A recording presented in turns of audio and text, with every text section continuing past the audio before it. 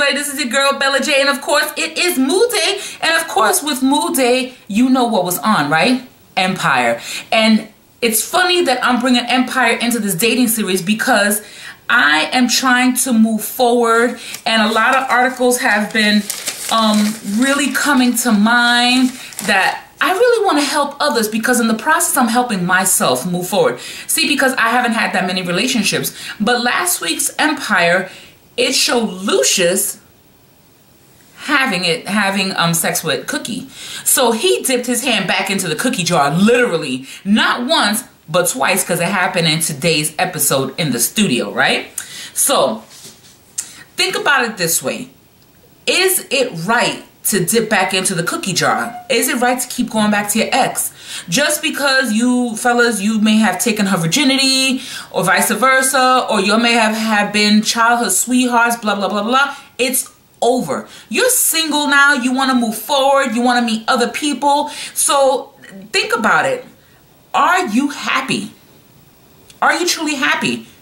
Because this reverts back. Why do you keep going back into the cookie jar? Why do you keep having sex with your ex? It is over. It is over. That's why it's over. There was a reason for it to be null and void. You're here now. You're moving forward. You're successful. You're doing all these things.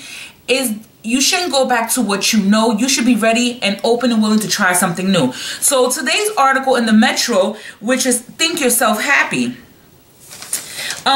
This article was by Elodie Noel, and I am gonna post their name. I'm gonna find their name and post it below if they're on Twitter or what have you. But it's give yourself permission to be human.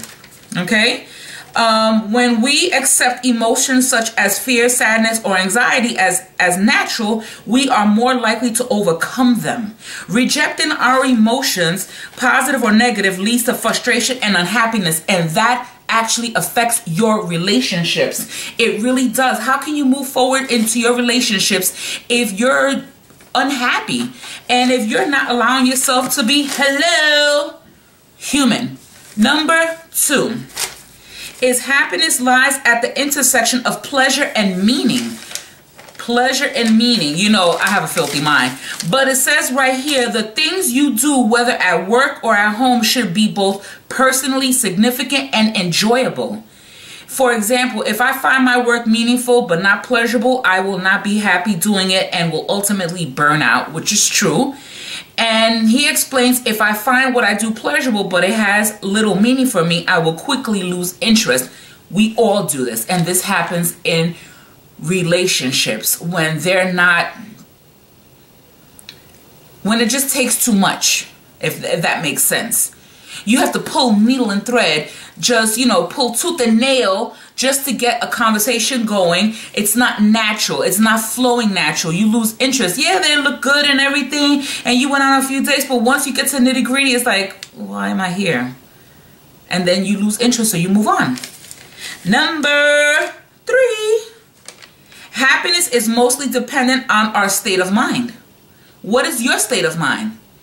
Okay, so it says, bearing extreme difficulties, our level of well-being is determined by what we choose to focus on by our interpretation of external events. Try the glasses half full question or half empty. Blah, blah, blah, blah, blah. Number 4, simplify. What do we simplify on? I really need to simplify my apartment. You see that mess back there? Oh my gosh. So it says we are trying to squeeze more and more activities into less and less time. Quantity influences quality, and we compromise on our happiness by trying to do too much, and that is so true. Like, you have to get to the supermarket, you have to do this, you got to do all this before you get home. But so by the time you get off of work and you come home, you're stressed, you're strained. Can you really look at your man or even think about dating? If you're already involved, can you really look at him and give him yourself? Can he give himself to you if you're doing all this running around? You're trying to push all this stuff in. Yo, space it out. I had to learn to stop running. I really did. Number 5, remember the mind-body connection. Mind and body connection. What we do or don't do with our bodies influences our mind. Regular exercise, being outdoors, getting enough sleep, and healthy eating habits lead to both physical and mental health, which is so true. And all of these leads to being happy, which what you put out in happiness, you attract happy people, and therefore you will attract an ideal mate, a possible mate, and several of them.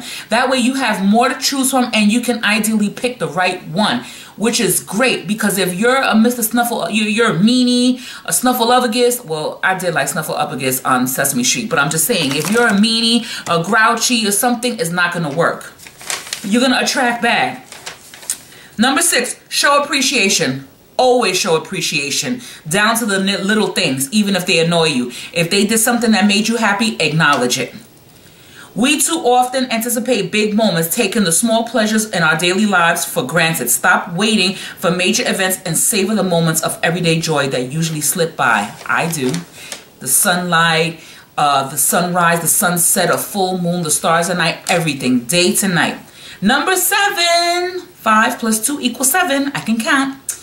Reconnect your support network. The number one predictor of happiness is the time we spend with our people we care about and who care about us. Make calls, send email, texts, or random photos. Listen, your friends, your family, right now you're going through a problem right now. You're trying to, get ready to go back into the dating field, or you are in the dating field and you're meeting these weirdos. You're meeting people that you have nothing in common with. Are you happy? Are you happy with yourself? Because ultimately that person cannot make you happy. You make you happy. I make me happy. I find things, you know what? Makeup makes me happy. Not every day, but when I put it on, I feel sexy. I feel confident. I feel cocky. And yes, I'm a predator. I have this predatorial stance, and I stand back and look at these men and ooh-wee. It's there. But it makes me happy to know that I am attracting other people's. It actually gives me more fuel to my fire. And when I'm not wearing makeup, I just kind of like go undercover, and I find the simplest joys in everything, like reading a book. I mean, these little things literally mean the world to me. I had to reset that one. Reading a book makes me happy. Look at my Facebook or seeing that a company acknowledged my picture, things of that nature. Hanging out with my friends, my train ride in the morning, an afternoon break with my coworker / friend, reconnecting with other people on Facebook, everything. All these things make me happy. And I had to realize truly that another man cannot make me happy. Only Bella can make Bella happy. What makes you happy? Okay? Literally. And I realized that being on YouTube, any man that I'm with, he has to accept that. Either he accepts it or he doesn't. And I'm going to tell you right now, that lucky guy has to accept this part of me. Trust and believe. He does, because this is not going nowhere no time soon. With that being said, let me know what's going on and how do you feel about dipping back into the cookie jar and your happiness or unhappiness. Like, what have you been feeling?